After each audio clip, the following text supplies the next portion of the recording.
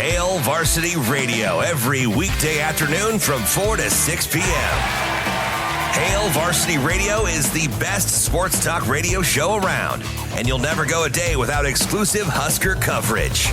On air, online, and on podcast. Chris Schmidt and Elijah Herbal have you covered every weekday, 4 to 6 p.m. with Hail Varsity Radio. WTL. It's time! WTL. I think we got a show. Oh, yeah, we got a show. WTL. And welcome back, everybody, to WTL. Where's the Line? Nebraska's first and only sports betting show. I'm your host, Andy Classen, joined by JaBron. the Parlay Pounder. You got it. We're back. Yes, we are, and what a fantastic week. Yeah. You know, when you're talking about during the summer and, you know, there's no football and this and that, but, man, there were so many things going on. And I'm a little biased, you know, living in Nebraska. Yeah. Had an opportunity to go to that championship game. For sure. High drama, SEC country all over the place. Yeah, win 3 games. That was friggin' awesome. College World Series was awesome this year, and Omaha had a great showing. Yeah, and Tennessee, first number one Rocky overall. Top. Yep, number one overall seed to take it down since like 2004, 2006, something like that. It has been a while. But boy, where the lumber was hot. Yes. As was everybody else. Yeah, Texas A&M brought it back to one run in that third game, and it was pretty great. High intense energy. It was a lot of fun. It was a lot of fun. It was good, and UFC Fight Night was entertaining. Yes, it was. As was the Travelers. We even had some protesters arrested on the 18th green there. Yes, they were. You know, we just can't have any fun anymore without somebody getting all Kind of mad. reminds you of Happy Gilmore with that guy driving the Volkswagen down 18. Volkswagen. Yeah, J.A. Yep. Well, the PGA Tour heads to Detroit, Michigan this week, and I think that's where we should start. Don't you think? Let's do it. The 2024 Rocket Mortgage Classic. And, you know, when I think of, you know, golf, I think of Detroit. Motor Rock City. City. Yep, for sure. And the guy that I picked to win last week, old Scotty Scheffler, I am not going to bet on him this week. You can't bet on him this week. He, along with the top 10 ranked golfers, are not going to Detroit. They're not going to Detroit. That puts in, let's just start right there at the top. Yeah. Tom Kim, who almost took down Scotty. For sure. Right there, lost to him. He was hot. He was, right at the end there. Once again, golf, you don't even have to do anything. It's just always so close at the end there. But he is your odds-on favorite. 12-1 is your betting odds. And, yeah, we're going to be going through a lot of names that maybe you're not used to or used to hearing. Down the leaderboard a little bit. Yeah, we are, because a lot of those guys aren't going to make the trip. They're going to take a little break after the Travelers and PGA before that. Yeah. So, Tom Kim, I don't know a lot about him, admittedly so, other than I liked what I saw over the weekend, obviously. At the Travelers, he was the best golfer out there besides Scotty. So, that's pretty much all you got to know about him, Andy. I'm looking one below him. I think this is the best bet of all the weekend. Okay. Is Cameron Young at plus 1,400. Arguably the best player on tour without a victory so far. So I think it's time to take him off the list and inform coming, runner-up on track. So I believe that Cameron Young should be the betting favorite right here. I believe Tom Kim's getting a little bit of the sharp money with his awesome week at the Travelers. So I believe Cameron Young is your best bang for your buck if you're trying to win this thing at plus 1,400 right now. You see that in baseball. You see that in football. Bet on who's hot. Until it runs out, keep it going, and that's what Tom Kim's going on with right now. Yeah. But Cameron Young, you've been talking about him for weeks now. For sure. It's going to hit one of these weeks. The odds are telling me it has to. It has to happen.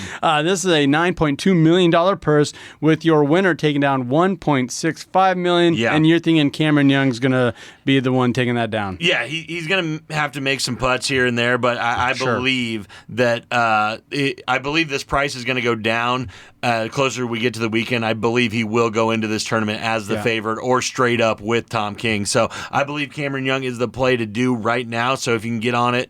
Early, get on it early, plus 1,600, plus 1,400, wherever you're shopping around at right now, get your best price. But I believe Cameron Young is the best golfer in the field, and I bet he's ready to get that first win under his belt. Yeah, I was looking forward to talking about a past champion, but not there. He's down. Bryson DeChambeau. Yeah. He was at a plus 800 when he won it back in 2020. Yeah. It kind of sucks the fun out of it, like we talk about with UFC, and we will talk about that, how there's some big names that just don't make the card, and that's what's advertised. Yeah.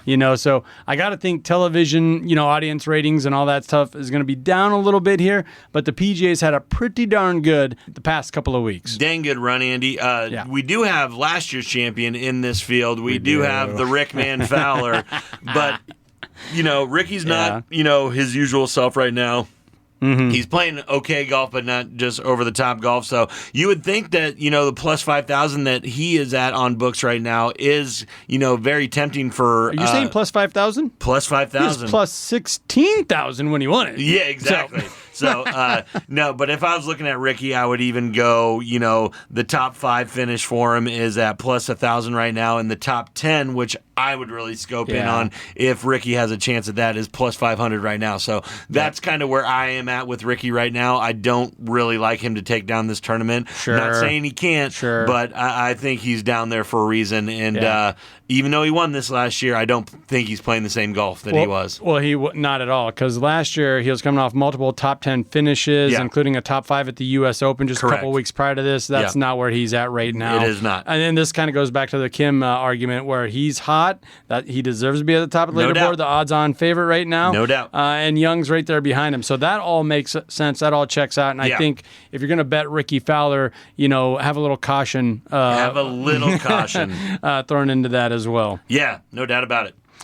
You were talking about some best bets, or was that more of a long shot there with Ricky? I have some best bets and I have some long shots. Let's get into the long shots first, Andy. Okay. The first name that pops out to me is Chris Kirk. He's at a plus 5,000 right now. Okay. He has 4 top 21 finishes at Rocket Mortgage, which is this tournament in the past. Also, he ranks second on tour with approaches inside 125 yards, which will be a huge thing for him this week. And then also his production on this course stands out with 3 straight finishes inside the top 17, Andy. So I like him as a long shot. He's at plus 5,000 right there with Ricky. But even if you would go down a little bit, this is my best bet for Chris Kirk, is at plus 400 to finish top 10. I believe he's going to be in that top 10 realm at plus 400. His production on this course speaks for itself. So Chris Kirk, plus 400 inside the top 10. My long shot to win it, though, at plus 5,000. All righty. Well, I'm going to go with a long shot here. And that is Mark Hubbard at a plus 6,600. He has yet to win on the tour, but he's been extremely consistent, making the cut on all 17 of his starts. Also has a top 4 at Pebble Beach. Okay. It's a Pro-Am, but it's still a top 4. It's still top 4. And I'm looking at a $10 bet, bringing back $660. Love it. That was a heck of a lot better than I did last week when I bet on Scotty Scheffler. Yeah, no doubt. Yeah, minus money when you're doing Scotty. But no, that's definitely a good pick, Andy. That's definitely a good long shot. Somebody that, has momentum on its side and that can take down this tournament. So I like that a lot. Hey, and you go through all these different articles. I try and mash up what everybody else is saying and make sense of it. And I went to golf.com. Golf.com. You got to trust something like that, right? Yeah, no doubt. And they like Hubbard. So you know what? They convinced me. I like Hubbard as well. Yeah. Do you got any more of these top 15, top 20s? I think this top 5 bet is the best on the card. We already talked about Cameron Young, but his top 5, I believe, is very good value at plus 360. Okay. Even if he doesn't take down the tournament, I do believe he's going to be up in the leaderboard. Top 5 plus 360, I believe, is very good value for a top 5 finish. For really what this boils down to me is a 2-pony race right now between Tom King and Cameron Young. I'm not putting anything against these other golfers, but these are the 2 that jump off the page to me. So another name that everybody, I've seen a lot of experts saying that could win this tournament is Maverick McNeely, and he's right there at plus 2,800. I believe his top 5 finishes at plus 600, and his top 10 is plus 300. So I really like both of those bets as well for him to go top 5 or top 10 because a lot of experts, a lot of sharps are in on Maverick McNeely this weekend. Yeah, McNeely's a top 5, top 6, top 7. Yeah. Regardless of what book you're looking at as far as where they think he's going to finish. So is Min Woo Lee. There you go. He's one of your on the leaderboard right now as far as odds-on favorites. Yep. And he's been knocking on the door the past few weeks. Consistent golfer. For sure. And once again, we're pulling out some names here that you maybe not have heard of or you're familiar Right. with, but that's because a lot of those big names are not going to be here other than my boy, Ricky Fowler. Yeah, you really got to dive into this, and I am throwing one of those big names in my parlay that people will be like, why don't you pick him to finish, first or fifth and all that kind of stuff? But Will Zalatoris is down there a little bit, Okay. and I still believe he's going to be able to top 20 finish this thing. Sure. I just don't think he's playing good enough golf to be in the realms of winning this tournament right now. Mm-hmm. Not saying that he's not going to or whatever, but a top 10 finish for Will Zalatoris is at plus 360 right now. Just Okay. as a name, you know that's going to get a lot of action. But I will be throwing him into my top 20 finish parlay, but that's about it for Will. Well, let's hear it then, Mr. Okay. Parlay Pounder. You're talking about it. Let's give it to us. Yeah, it's a plus 1,200 bet. All these guys all have to finish in the top 20. We're going with Tom King, the all-on favorite, Maverick McNeely, and Will Zalatoris. That all three of them to finish in the top 20, plus 1,200, putting $25 on this, Andy, to receive $325. I believe this is very good odds for all three of these guys that I do believe have a chance to be in the top 10, let alone the top 20. These guys should be in the top 20, all three of them, plus 1,200. $25 to win $325. Yeah, you're not going to find a book that has any of these guys outside of the top 20 as far as betting odds, and Zalatoris is pretty much in the top 10 in just about every book that I've been looking at Correct. here. So a top 20 finish for those three. I mean, if that's the parlay we're going with, I like it. Yeah, no, and I love the return on it. I like all three names, but I really like that plus 1,200 bet, $25 to receive $325. Well, let's take a quick minute to recognize one of our fabulous partners, and that is the Nebraska Brewing Company. We've been enjoying the official beer of the Omaha Storm Chasers, our AAA baseball team here in Nebraska, the Ale Storm. This is a crisp, a really easy drinking pilsner. Easy beer drinking at the ballpark. You could put a 6-pack of these down pretty easy. No doubt about and that. It's a darn good beer. From the Nebraska Brewing Company, world class in every glass. Don't go anywhere. This is WTL.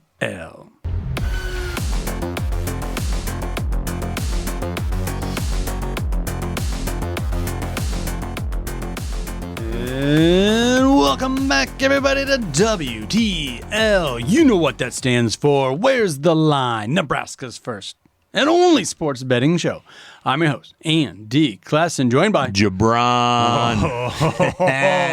the Parlay Pounder. You got it. We're back. Yes, and we got to get back into what I always call your wheelhouse. Yeah, let's do it. That is the UFC. And this is a 303. Big card, baby. Wasn't it a little bit bigger, though? Yes, it was. It was I was looking forward to this so much. Chandler versus McGregor, UFC 303 at the end of June. Been telling everybody for, 3 months, 4 months, that this is going to be the best weekend of summer. But, I mean, with all that happened, McGregor broke his toe, had to step down and all that kind of stuff. But they did a really good job of filling this card up. They really did. It's a great card, top to bottom. And anything with Alex Pereira is, it's a good card. Yeah, Pereira's there. So, we're heading back to glitzy Las Vegas. Yeah, Vegas. Kind of feels at home in Las Vegas, doesn't it? It's where it all was born. It's where it should be. Fight nights and all that kind of stuff is fun moving around. But the biggest fights you feel in Las Vegas. And this is at T-Mobile Arena. Yep. This isn't at the Apex or anything like that. We're getting back to T-Mobile Arena, and to speak to the strength of this card up and down, we're going to start in some prelims with two ranked fighters. Correct. We're talking the women's strawweight, Michelle Waterson Gomez, The Karate Hottie, baby. Excellent nickname. Yeah, it's the best. Versus the Canuck, the Canadian, Jillian Robertson, the 15th ranked fighter in this weight class, and she's been talking a lot with her big old red Canadian hair and everything. Yeah. I think it's a little dyed, but... I don't think it's natural, no. I don't believe that's a natural red. Yeah, but yeah, that's blood red is what it is. She is your favorite, though, at a minus 200, minus 190, whatever you're looking. Yeah, no doubt. The Karate Hottie Gomez is 1-7 in her last 8 fights, so it's going to be hard for me to make a case for her, Andy. Yeah. And she's just been terrible at her striking defense. And although she pushes forward a lot, she's a very aggressive fighter. She pushes forward into punches, which has really been her demise in the sport. So she doesn't have striking that will scare Robertson, and Robertson is coming off a nice ground and pound win. Yep. Even though Robertson isn't the best striker, I think it's going to be enough to piece up Gomez, and I expect Robertson to get this to the ground at some point and her to win with that submission / ground and pound, and it's going to be good enough to take the win. So I believe Robertson is the favorite for a reason in this fight, and I believe that she's going to take down the Karate Hottie, as much as that pains me to say, because I love Michelle Watterson Gomez. I really do. Yeah. She great women's fighter, been around for a long, long time, but it just seems like they're kind of laying her out to the dogs here. Yeah, Gomez is 18-12 overall in her UFC career, and Robinson feels like an up-and-comer now. And just looking at some next-level stats here, Robinson's predicted to win by submission. 70% chance that she's going to do that. Yeah. That's just kind of eye-popping there, that she has a 70% chance or predicted 69% chance to win by submission. That's just wild. Meanwhile, both of them are at 17 and 15% to win by that KO or knockout. Really speaks to, we are talking straw weights here. We are talking women's. So I like where you're going with the Canadian Robertson getting this one to the ground, winning by submission. Yeah, definitely. It's definitely one of the best bets of the night, because I believe Jillian Robertson is going to win this fight. So the minus 185, minus 175, wherever you find it, minus 200. It's a good parlay piece for sure. Even if you want to straight bet it, I believe you will get a good return on it. So Robertson in this one. Sorry to the Karate Hottie. All right, let's move on up to the main card here. Yeah. Get into the men's welterweight. Yes. We have Michael Page, the number 14 contender in the world from the UK. Yep. One of those black guys that speaks with that accent. Just kind of throws you off. It's like really you're does. watching the movie Snatch Venom. or something like that. Yeah, Venom. Versus the number 7 contender from Ireland, talking about accents, Ian Gary. He is currently your number 7 contender in this welterweight class. How are you sizing this matchup up? For sure, Ian Gary, the closest thing we have to Conor McGregor on this card, obviously. No, I'm excited to watch this fight, as both guys kind of fight with similar styles as they use their length to keep distance from people, and then they throw some unorthodox kicks when, throw opponents off. Both of them are very good at this.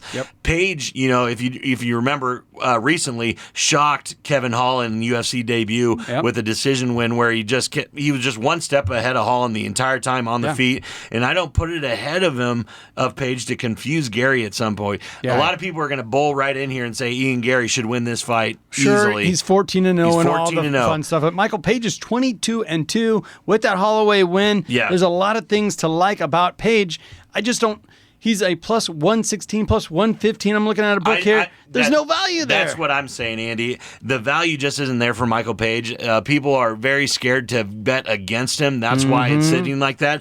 I know that Gary probably isn't going to end his career undefeated, but I just don't believe that this is the fight that's going to take him off that trajectory. So I think the sporadic movement from Page in the last one, Gary's going to be able to figure that out. Right. He's going to look at that Holland tape and say, what do I need to do? I believe he's going to. I believe Page is going to keep Gary on his back foot for a while on this. Sure. But Gary is going to get one of these haul offs, and he's going to win this. I believe it might go to decision, but don't be surprised when Gary knocks this guy out, because I do believe Ian Gary is the superior fighter here, and just by age, you have to jump on this. I know I was saying the same thing against Kevin Holland versus Michael Page, but there's tape out on him now in the UFC. I believe that he's going to come in with a little bit of false, pride that he's been in the UFC a long time. He's only been in the UFC one fight.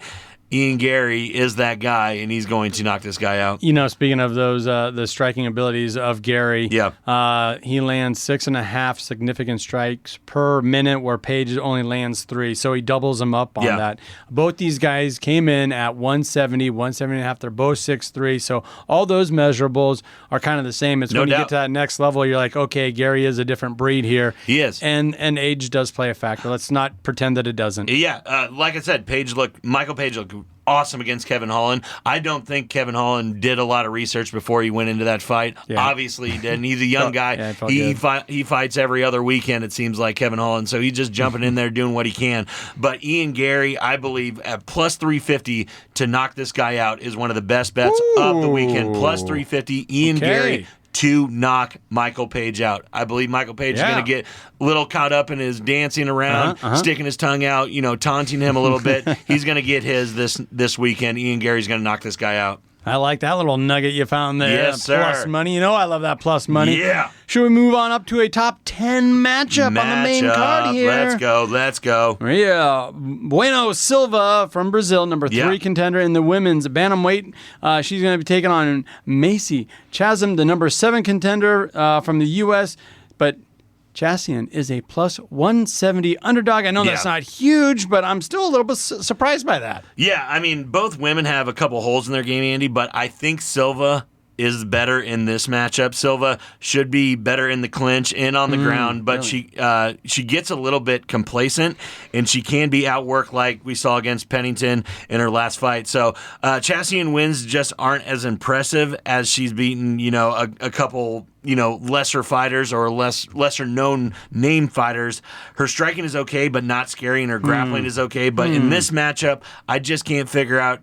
I just think Silva's the better all-around fighter, so that I like the minus 165 or wherever you find it at. I believe this probably does go the distance, so Silva by decision I believe is a good nugget here at plus 275 for Silva to win by decision, I believe, is the most likely outcome of this fight. I mean, Chassian is 5 inches taller and has her on arm length, has her on leg reach, all those measurables that I usually take a lot into heavy consideration. She has her big time. Now, they both weigh 135.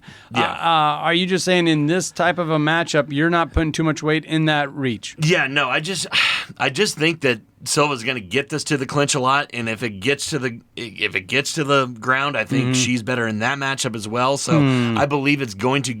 I think this might be a little bit of a clunker of a fight. So if it gets to the ground, if it gets to the clinch, I believe Silva is better in this matchup. If Chassian can figure out a way to stay on her feet, or go for a submission at some point, she can do it. I'm just saying I just like Silva a lot better in the clinch and on the ground. So I believe that is the most likely outcome, that this gets to a decision or a Silva submission. And UFC.com agrees with you. It has Silva at a 70% chance of winning by submission. Yeah, once again, that's at plus 300, so that's a good nugget there as well. But I do believe that this probably does go the distance. A little bit of a boring fight that leads up into these last 3 superstar fights that we're going to talk about in the next segment. I love it. Well, let's take a quick minute to recognize one of our fabulous partners, and that is the Stock and Rod Company, an outdoor lifestyle brand for those seeking adventure. Whether it's hunting, fishing, hiking, they got you covered. Visit stockandrod.com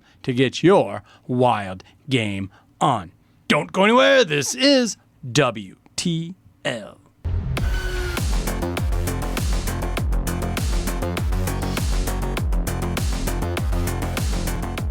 And welcome back, everybody, to WTL. Where's the line? Nebraska's first and only sports betting show. I'm your host, Andy Classen, joined by JaBron. Oh, the Parlay Pounder. You got it. We're back. Yes, and we have to round out UFC 3 103, and we're getting right to that main card. Yes, sir. We talked some prelims, the Karate Hottie. Karate Hottie. Wonderful nickname. Yep. And she was a wonderful fighter in her time. In her time. Yeah, it looks like she's going the other way. Yep. But now we are, this is kind of backlogged, These isn't are the it? top three fights of the night, and they are awesome, filled with superstars in every single one of them. Let's start with the Nebraska boy. Let's go! Anthony Smith Lionheart, your light heavyweight bout, taking on Roman Dolidez. And, our boy, he's an underdog once again, but he was an underdog last time. Every time. You told the people, Yeah. don't sleep on Lionheart. I like him. Anthony Smith delivered for you. Yep. And what do you think about this week?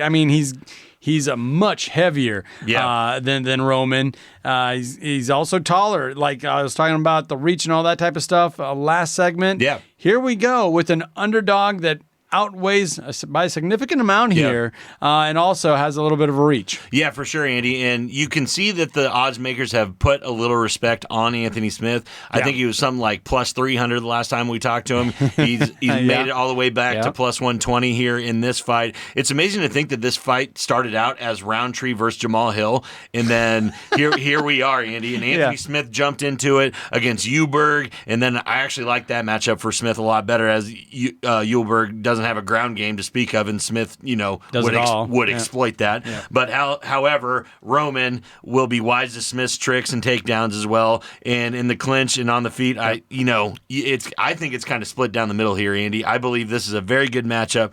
I don't know how exciting this fight's going to be, because I think it's going to be a little back and forth chess match. Yep. I expect it to go to the distance, but I believe that Anthony Smith can pull this one out as well, with just his body of work and catching Roman when he slips up. So I believe that Anthony Smith, barring getting knocked out, I believe he can take this down in a decision, Andy. And right now, that is sitting right there at a plus 350 for Anthony Smith to win by decision. There we go. I really like that bet. Yeah, that's kind of long odds, especially you have two guys that do like to dance around and measure each other up. Yeah.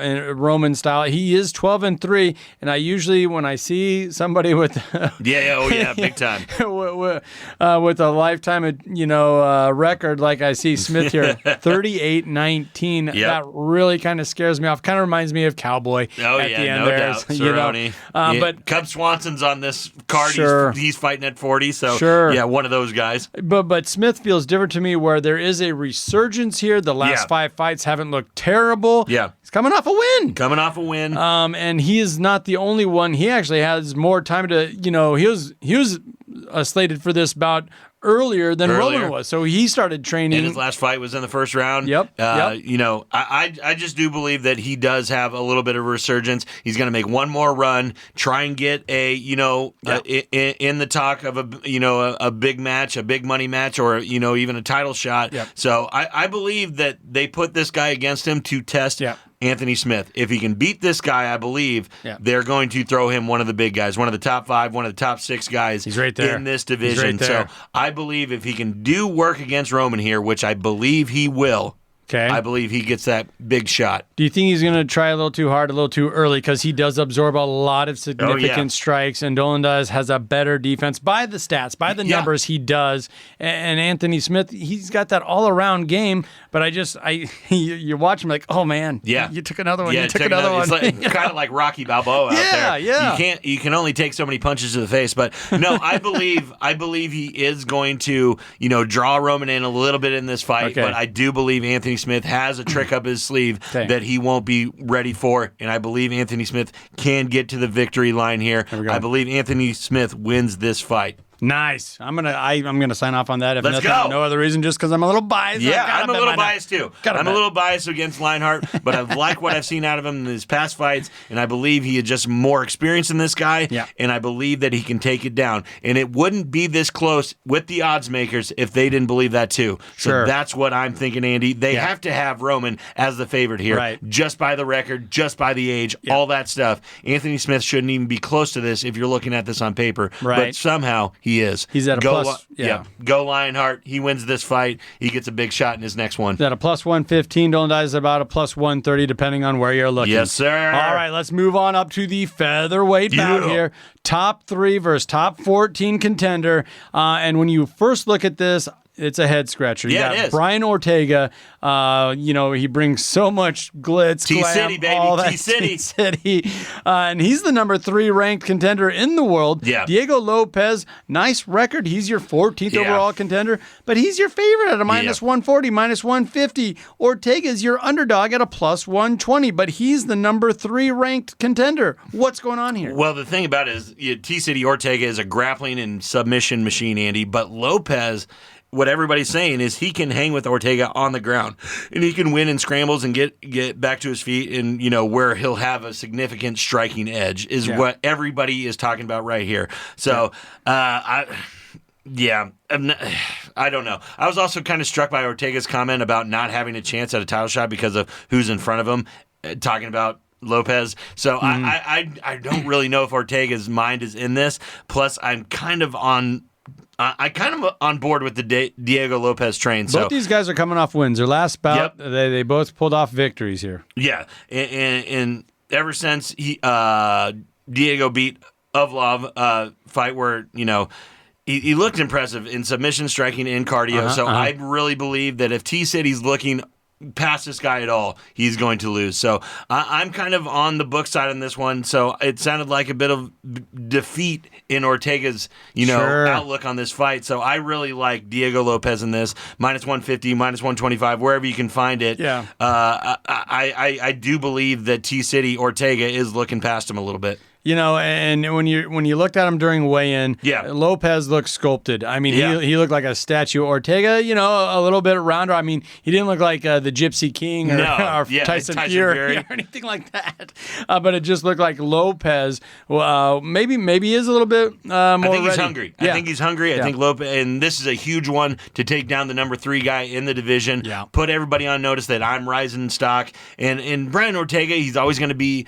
He's always going to be a name. He's always going to be a draw. Sure. So I just don't believe that he is into this fight. But, I could be eating my words, and, Brian Ortega submits this guy in 15 seconds. So it's kind of wild that Ortega's the guy that's kind of chirping about not getting a shot and this and that. And Lopez is 24-6. Like, he's been around a lot longer than Ortega. So if anybody should be, playing their violin saying I should get a shot, it might be Lopez in this case. No doubt. It's just that Brian Ortega deserves. He feels that he deserves these championship shots every time that he steps out. But, hey, if you don't win against the big guys, you're not going to keep getting that shot. You're not going to keep getting that shot. So you got to take care of this guy. This guy is no pushover. The guy numbers 14th in the division in featherweight and has some pretty impressive wins. And, don't overlook him because he will get after you. He's hungry.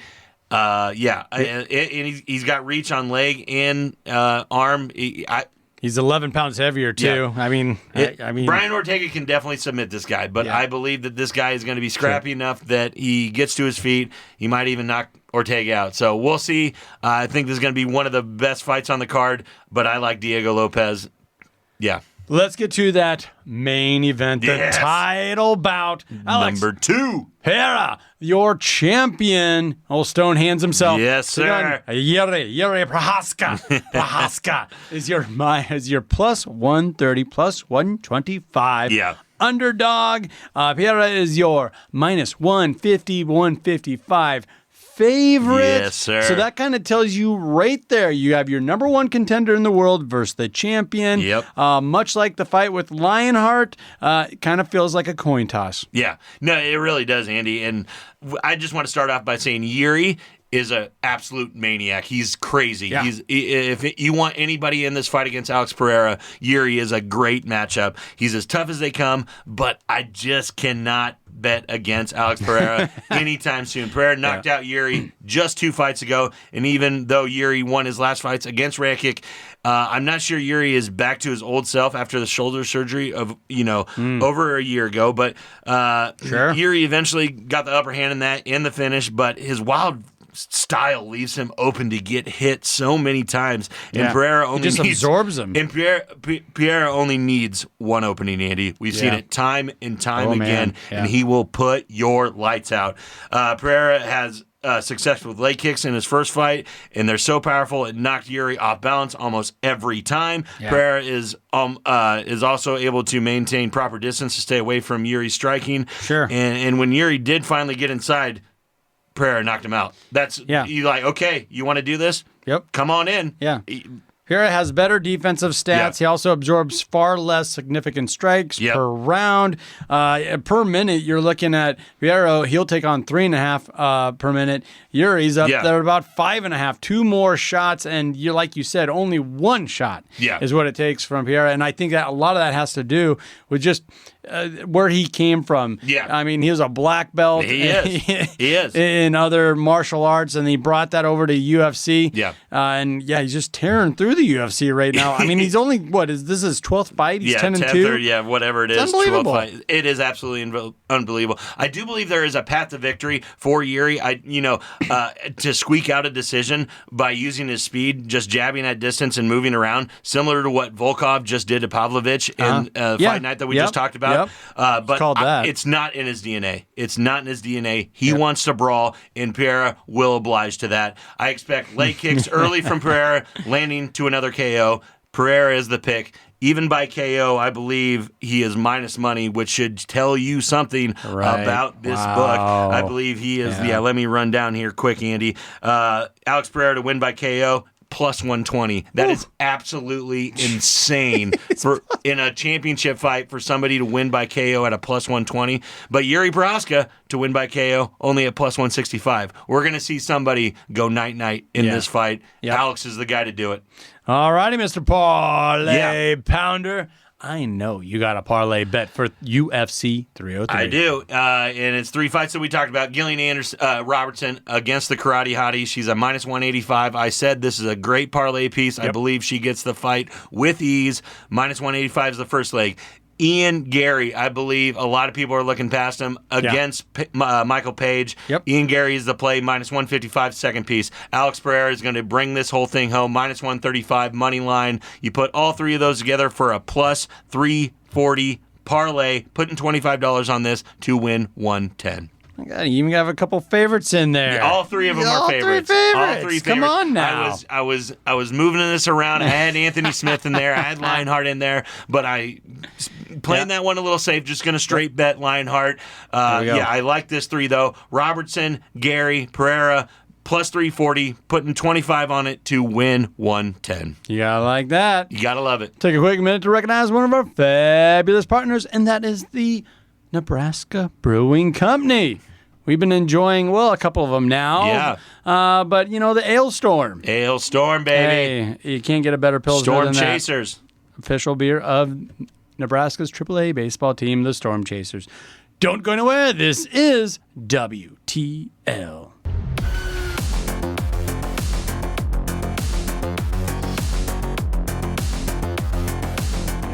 And welcome back, everybody, to WTL. Where's the Line? Nebraska's first and only sports betting show. I'm your host, Andy Classen, joined by JaBron. Oh, the Parlay Pounder. You got it. We're back. Talked a lot of UFC 303, rightfully so. Go Lionheart. We are Team Lionheart. Anthony Smith.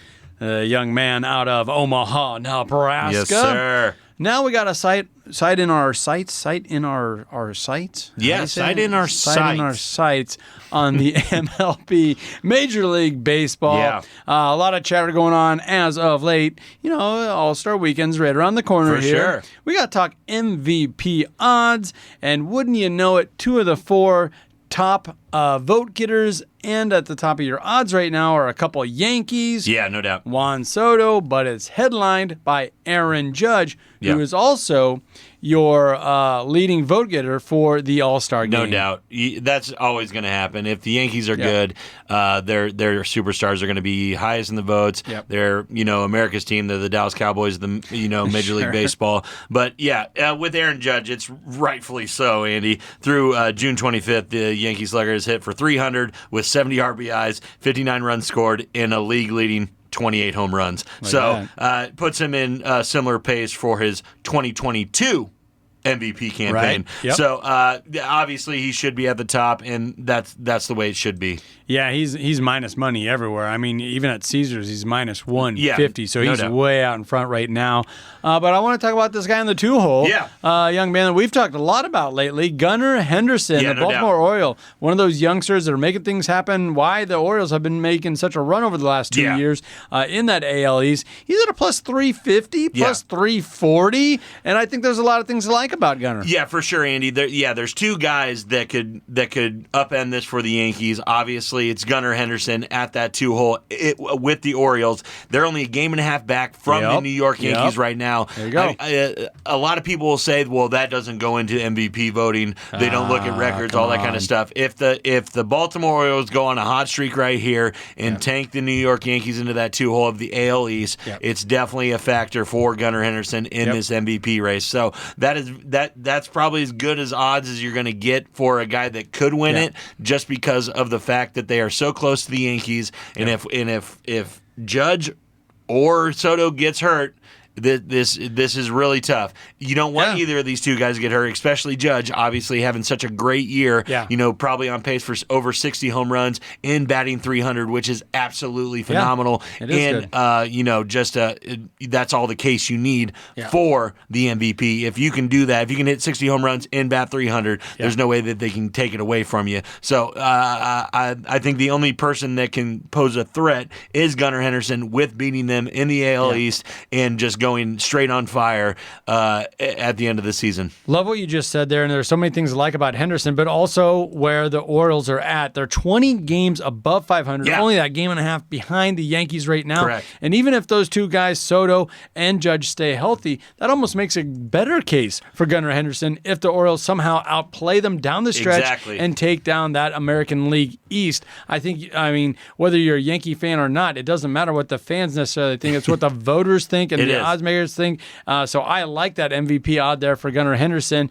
Another guy at the top of the list we've talked about before, but maybe you're not so high on as of late, Bobby Witt Jr. Yeah, it's tough for me to give. I mean, obviously Bobby's having a great year. I just believe that the Kansas City Royals are going to take a step back here, Andy. Okay. And I just don't see the value on putting money on Bobby Witt right now to plus 500 because I don't believe Kansas City's going to be there at the end, and I don't believe that he's going to have the stat line that these three guys are going to have. I'll give you one that's even down further on the list that I put above Bobby Witt Jr., and it is Jose Ramirez for the Cleveland Guardians at a plus 2,500, Andy. If you're deep diving, if you're looking for a play, if you're looking to cash out big, that still has a chance at winning this MVP, it is definitely Jose Ramirez. They are 51-27 in control of the AL Central by 8.5 games over my Minnesota Twins. And this guy is slashing. He's batting .275 with 21 homers, 72 RBIs, 15 stolen bases, Andy's, and 61 runs scored. This guy is the all-do-it guy for the Cleveland Guardians. So I believe if there is an outlier there that could still win it with huge odds, it is the plus 2,500 with Jose Ramirez with how good Cleveland's been playing. The lumber is hot over there in Cleveland right now. Stephen Kwan is right behind him. Hit it with the Kwan. Plus 5,500 to take down this MVP. So they got a number of those guys, those do-it-all, for sure, five-tool type players. And you knew they had, if they were going to make it a race in the Central, they were going to have some of those guys blossom. On those guys. And that's exactly. Yeah, Jose Ramirez has been a household name for multiple years now, but it looks like he is the he does pose a threat. He does pose a threat if Cleveland keeps going like this. If they get up, on the Twins 15, 20 games, it'll be hard to discount him if he has a 50 home run year. So Juan, Fry, first baseman, catcher, outfielder, just so many of those five-tool guys. Yep. All right, let's talk about some of these pennant races. Yeah. Let's start. You don't want to talk about NAL. NL MVP. I'm talking. Oh, NL MVP. Yeah. Oh, okay. You're leaving out the most biggest star of all MLB, the Mr. Shohei in Los Angeles. I mean, he has this wrapped up just like Judge does on the other side. But if you're looking for any value over there, I believe the only case to be made is the guy in Philadelphia, Bryce Harper. He's not even the favorite right now. Yeah, Shohei is the favorite. Obviously, Shohei is the favorite. But I like Bryce Harper. Obviously, I've always been a homer for Bryce Harper. Yeah. He's at plus 200 right now. I believe if the Phillies just go on the streak that they are and Bryce Harper plays like he does in the second half of seasons, he always picks it up. I do believe that the voters will get kind of that, LeBron feeling. Sure. We don't need to vote him MVP every year. We don't need to give Shohei MVP 7 times, this year. And they might go back to Bryce. So if Bryce has a huge second half, I believe this could happen. But the odds aren't there right now. Plus 200 over Shohei, who is huge in the lead right now. Minus 120, minus 125. Exactly. But he has a 433 batting average, Andy. With 13 hits, 6 home runs, 14 RBIs, and 10 runs scored in his last 8 games in LA, where they went 6-2. Yeah. This guy is slashing. He is the best player in the Major League Baseball. It would be stupid to bet against him. And every one of those highlights on SportsCenter, I think he doesn't hit a home run under 400 feet. It's just it's just a moonshot every time. They can't even find the ball with the camera. It's moving so fast. You're onto something though, as far as voter fatigue goes. Yeah, no doubt. Bryce Harper's the number 2 vote getter for the All-Star game, right behind Aaron Judge. Yeah. So that kind of follows suit with, a lot of times those voters do agree with the fans and give the fans what they want. For sure. It's just that Ohtani's doing too much right now. Him and Judge are just above everybody right now. It would be stupid to put money on anybody else, but at least in that AL, you kind of feel that a couple of those guys could upend that. So, like you were saying, let's get into some World Series in league championship talk. All righty. Well, in the NL pennant, of course, it's the Dodgers well out in front. I mean, you're looking at a plus 190 on some books. FanDuel right now, plus 145, 150 on a lot of other books. It's really hard to argue with the Dodgers. I know you might have an argument with them. Yeah. And the Braves, I've had a couple of stellar seasons back-to-back here. No doubt. They're sitting in that 3-hole at a plus 400, plus 325 on some books, not as good odds there. But I think there's a lot to like about the top 3, and then it really falls off, and the odds bear that out. Yeah, no doubt. Obviously, it's no secret that I believe the Philadelphia Phillies will win the World Series this year, so that would mean that they're going to win the National League Championship. Oh, yeah. Okay. But I believe that if there are 2 people that you want to pick right now with the odds, with getting this big number, I believe it is the St. Louis Cardinals at plus 2,200 and the San Diego Padres at plus 2,500. These are the 2 teams that I feel could get hot enough to win that National League. If I'm taking a step back and looking at just value picks, these are my 2 value picks that I believe that can win the NL with very good value. Plus 2,200 with the St. Louis Cardinals with the fire that they started out so bad. They have a winning pedigree, and whether they're not slated to win or not, they just kind of always come through. I mean, they had a rough season last year. I get it, but they're only 2 games above 500 right now. Yep. Your Padres, they're only 3 games above 500. Correct. But Tatis Jr., he's your 3rd MVP guy. Yes, in the MVP odds. And we've seen that from the likes of him before, where his back gets really hot down the stretch. It's just that you're up against a monster. You're already 8 games back of the Dodgers. That's rough, but there's a wild card. There's a wild card. So I was just saying, with value, I believe these are the 2 teams that you have to look at if you're looking for that long shot to win the NL pennant. All righty. So should we move on over to the American League pennant? Obviously, we've been talking about him. You can't talk baseball, unfortunately, and not talk about the Yankees. The pinstripes. Damn Yankees. Yeah. At a plus 200 on a lot of books, 220 at Hard Rock. Okay. No doubt. All right.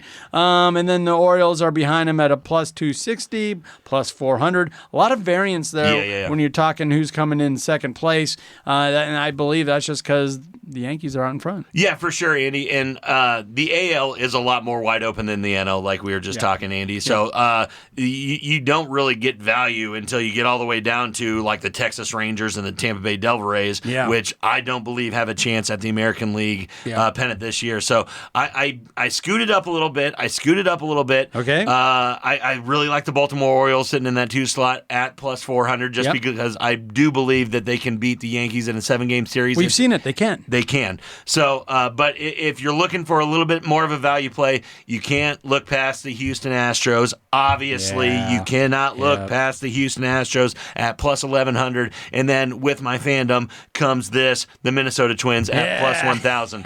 So those are my 2 value plays for the American League. I believe anything below that, I don't believe teams really have a shot in the American League. Yeah. I know I'm going to get a lot of hate from the Royals fans at plus 1,800 and the Boston Red Sox fans at plus 2,500. But I just don't believe this is your guys' year. Like you said, we cannot look past the Astros because they can beat every team above them.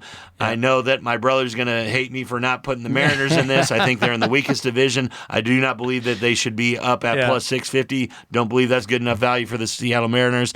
And Cleveland, I believe they're playing very good baseball right now, but I've seen that overturn as well. Yeah, and their odds aren't near as good as even the Astros. For sure. You know what I mean? You're looking at plus 600 compared to a plus 1,200 for the Astros, and we've seen the Stros do it before. Astros are the play in the AL. Exactly. If you're looking for value, the Houston Astros at plus 1,100 is the thing to do. It's really hard to argue the Astros right now as far as those value bets to take it all down no and doubt get about that it. crown. Heck yeah. Well, that'll about do it for us this week as we're up against it. Be sure to follow us on ESPN Tri-City Radio and their Facebook page. We're also on Twitter.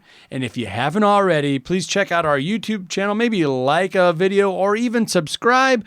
Or leave one of those comments like, "Hi, I told you so." Yeah. I always love reading those. Yeah, JaBron, you idiot. Yeah. No, love it.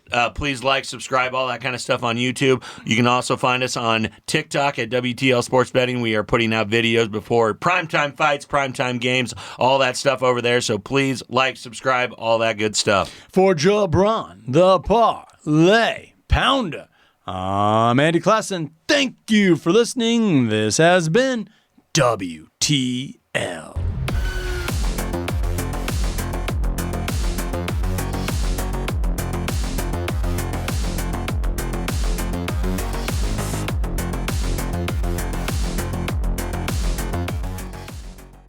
Hail Varsity Radio every weekday afternoon from 4 to 6 p.m. Hail Varsity Radio is the best sports talk radio show around, and you'll never go a day without exclusive Husker coverage. On air, online, and on podcast. Chris Schmidt and Elijah Herbal have you covered every weekday, 4 to 6 p.m. with Hail Varsity Radio.